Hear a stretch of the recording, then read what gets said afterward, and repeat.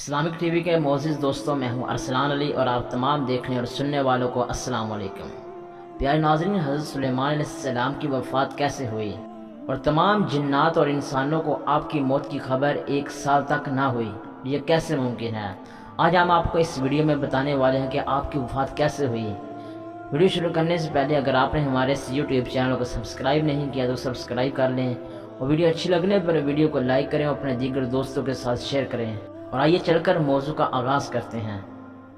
ملک شام میں جس جگہ حضرت موسیٰ علیہ السلام کا خیمہ گاڑا گیا تھا، ٹھیک اسی جگہ حضرت داؤد علیہ السلام نے بیت المقدس کی بنیاد رکھی، مگر عمارت پوری ہونے سے قبل ہی حضرت داؤد علیہ السلام کی وفات کا وقت آن پہنچا، اور آپ نے اپنے فرزند حضرت سلیمان علیہ السلام کو اس عمارت کی تکمیل کی وصیت فرمائی۔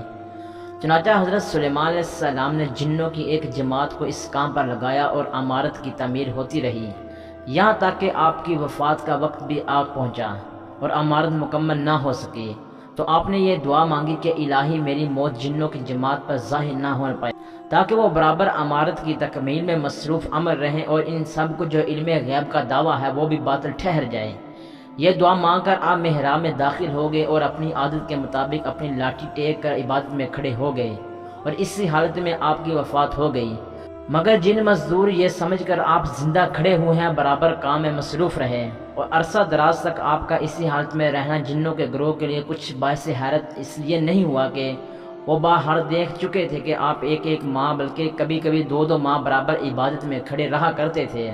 غرض 1 سال تک وفات کے بعد آپ اپنی لاٹھی کے سہارے کھڑے رہے، یہاں تک کہ بحکم الہی دیمکوں نے آپ کے عصا کو کھا لیا اور عصا کے گر جانے سے آپ کا جسم مبارک زمین پر آ گرا۔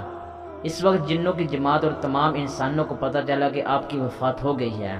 قرآن مجید میں اللہ تعالیٰ نے اس واقعہ کو ان لفظوں سے بیان فرمایا ہے: پھر جب ہم نے اس پر موت کا حکم بھیجا، جنوں کو اس کی موت نہ بتائی، مگر زمین کی دیمک نے اس کے عصا کھاتی رہی۔